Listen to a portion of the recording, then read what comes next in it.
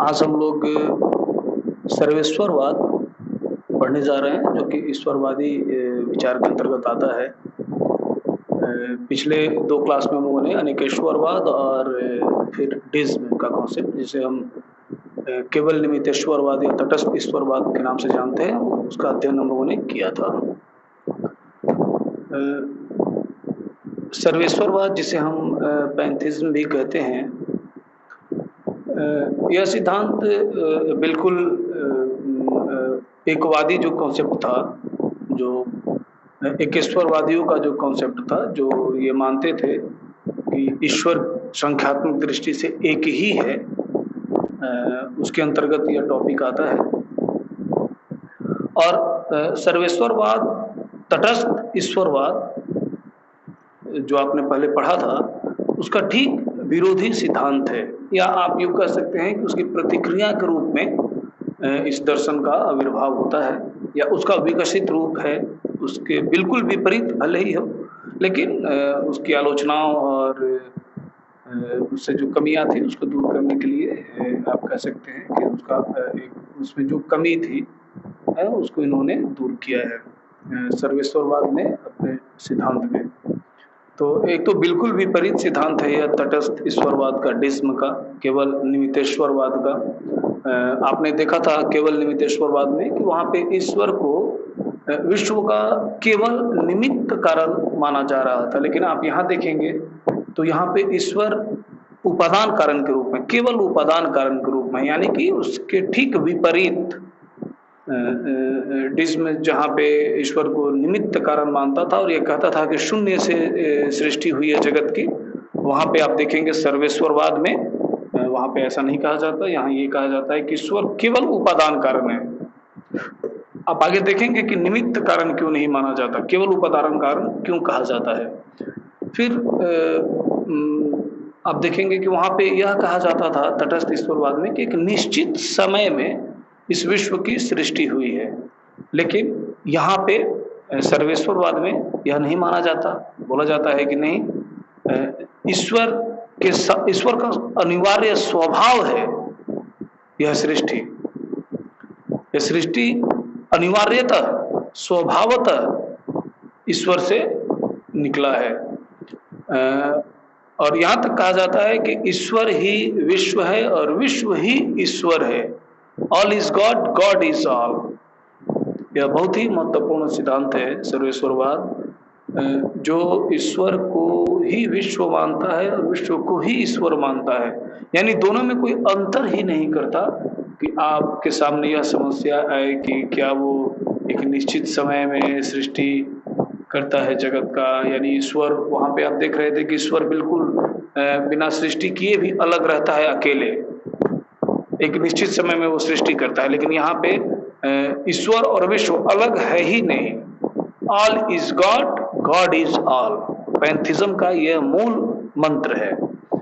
ईश्वर ही विश्व है और विश्व ही ईश्वर है, यानी कि ईश्वर के बिना विश्व की कल्पना नहीं की जा सकती और विश्व के बिना ईश्वर की कल्पना नहीं की जा सकती। दोनों में तादात्म्य संबंध है, दोनों दो नहीं है।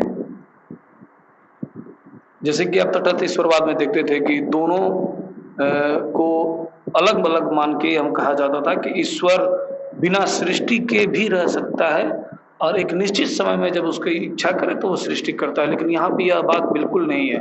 ईश्वर बगैर सृष्टि के रह नहीं सकता और सृष्टि भी बगैर ईश्वर के रह ही नहीं सकती, यानी दोनों में तादात्म्य संबंध है। ईश्वर ही विश्व है और विश्व ही ईश्वर है। तो यहाँ पे जितने भी प्रश्न हैं कि क्या ईश्वर विश्वव्यापी है, ऐसा बिल्कुल नहीं होगा। जैसा कि तटस्थ ईश्वरवाद कहता था कि ईश्वर विश्वातीत है, यहाँ पे हम देखेंगे कि ईश्वर विश्वव्यापी है। तटस्थ ईश्वरवाद जहाँ ईश्वर को सृष्टि करने के बाद ईश्वर को इस विश्व से अलग कर देता था, विश्वातीत कह देता था, यहाँ पे सर्वेश्वरवाद में बिल्कुल उसका विरोध होगा। यहाँ पे कहा जाएगा कि ईश्वर तो विश्व के अलावे कुछ है ही नहीं, तो विश्वातीत यानी कि विश्व से अलग होने की बात कहाँ से आएगी। इसलिए यहाँ पे आप देखेंगे कि ईश्वर विश्वव्यापी है, विश्वातीत नहीं है। फिर आप देखेंगे वहाँ पे तटस्थ ईश्वरवाद में कि ईश्वर को व्यक्तित्वपूर्ण माना जाता था, साकार सापेक्ष माना जाता था। यहाँ पे ऐसी बात आपको देखने को नहीं मिलेगी। ईश्वर बिल्कुल सॉरी, सापेक्ष तो नहीं माना जाता था। वहाँ पे ईश्वर को व्यक्तित्वपूर्ण माना जाता था। यहाँ पे ईश्वर व्यक्तित्वहीन है और आप सर्वेश्वरवाद के ईश्वर को निराकार, सर्वेश्वरवाद ईश्वर को निराकार मानता है। वहाँ पे ईश्वर को साकार माना जाता था, यहाँ पे ईश्वर को निराकार माना जाता है सर्वेश्वरवाद में।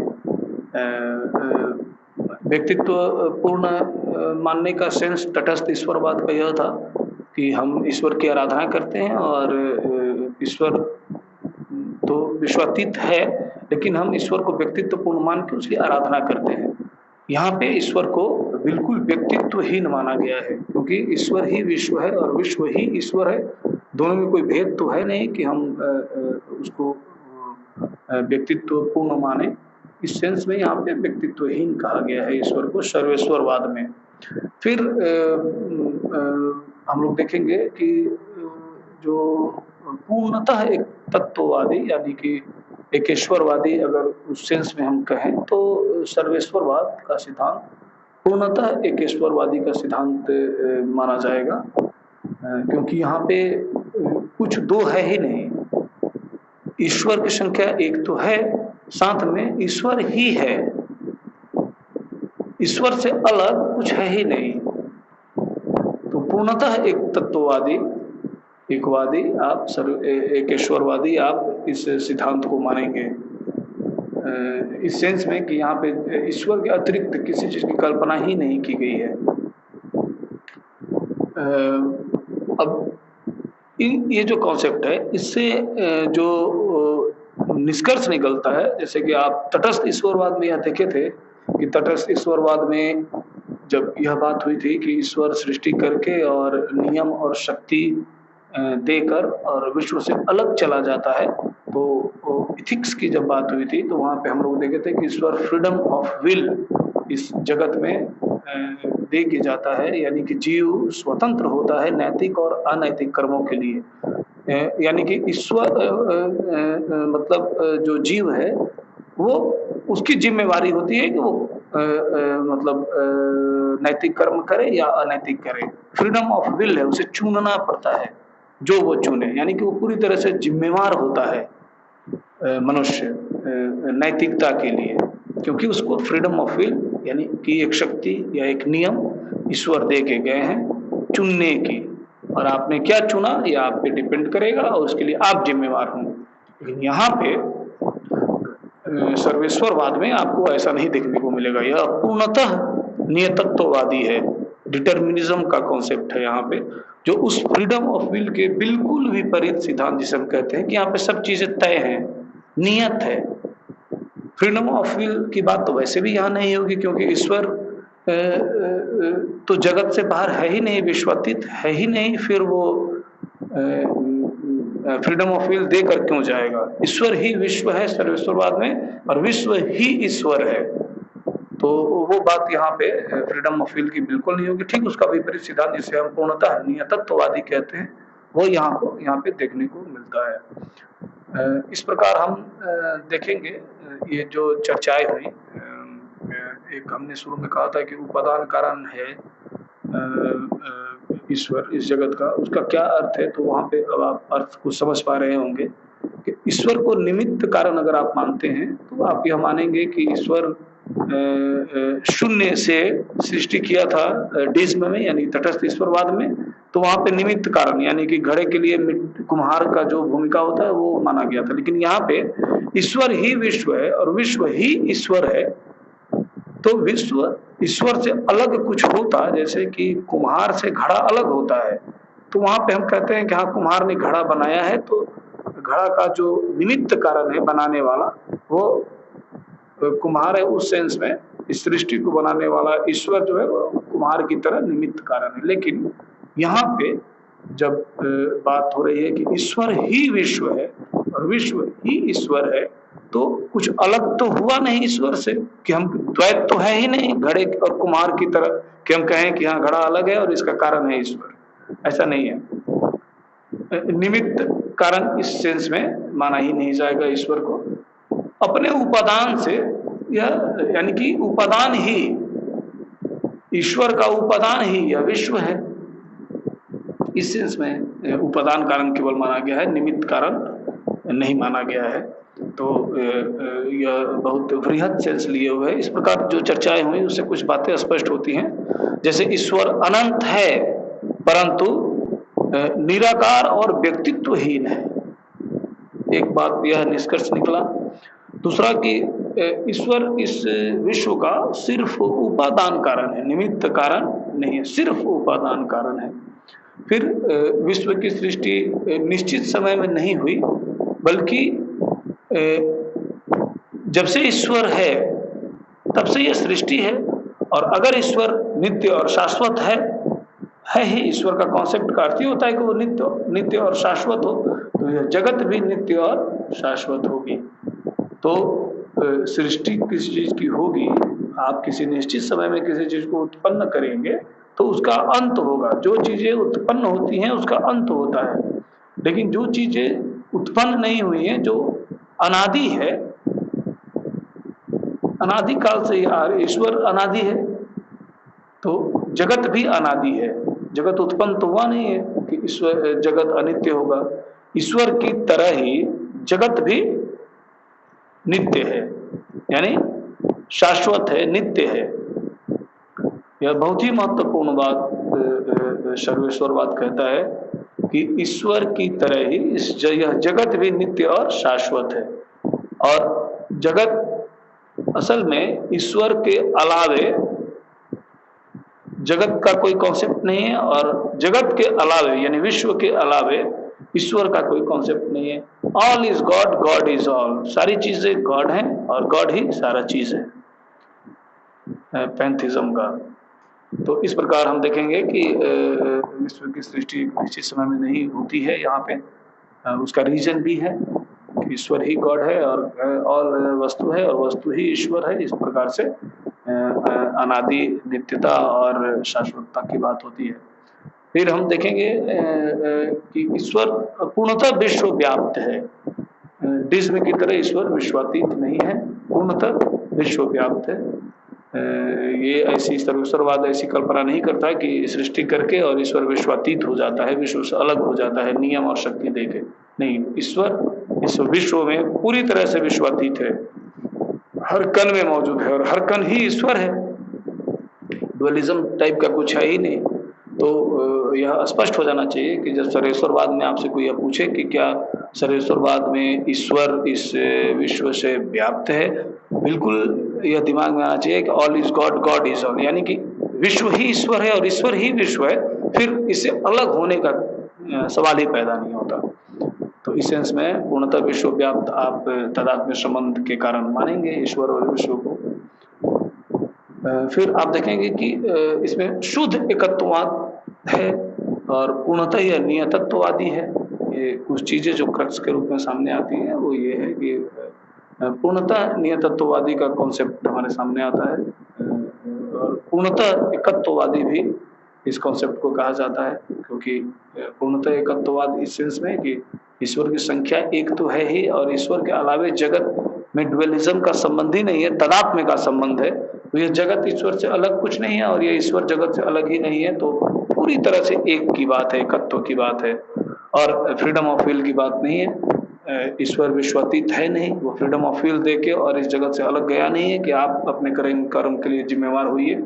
इसलिए यहाँ पे यह फ्रीडम ऑफ विल का विरोध करते हुए पूर्णतः नियतत्ववादी का कॉन्सेप्ट लिए हुए डिटरमिनिज्म का, जो कि इसकी बहुत बड़ी विशेषता है इस दर्शन की। उदाहरण के तौर पे अगर आप बात करेंगे कि कौन कौन से लोग सर्वेश्वरवाद के को मानते थे, तो इलियाटिक संप्रदाय, प्राचीन ग्रीक फिलोसफी, आप जब एंशिएंट ग्रीक फिलोसफी पढ़ेंगे तो उसमें इलियाटिक संप्रदाय है, वो बिल्कुल सर्वेश्वरवाद की तरह अपना कॉन्सेप्ट लिए हुए हैं। और फिर बाद में आधुनिक पाश्चात्य दर्शन में आप देखेंगे कि स्पिनोजा का दर्शन जो है वो बिल्कुल स्पष्ट उदाहरण, अगर किसी हम लोग कहते हैं किसी दार्शनिक को कि जो सर्वेश्वरवाद का स्पष्ट उदाहरण किसी दर्शन में है तो स्पिनोजा के दर्शन में है। हीगेल के दर्शन को भी सर्वेश्वरवाद का एक उदाहरण माना जाता है। लेकिन हीगेल का जब आप दर्शन पढ़ेंगे तो वहाँ देखेंगे, हीगेल जर्मन दार्शनिक थे और बहुत ही विख्यात और प्रसिद्ध दार्शनिक, महान दार्शनिक हीगेल हैं।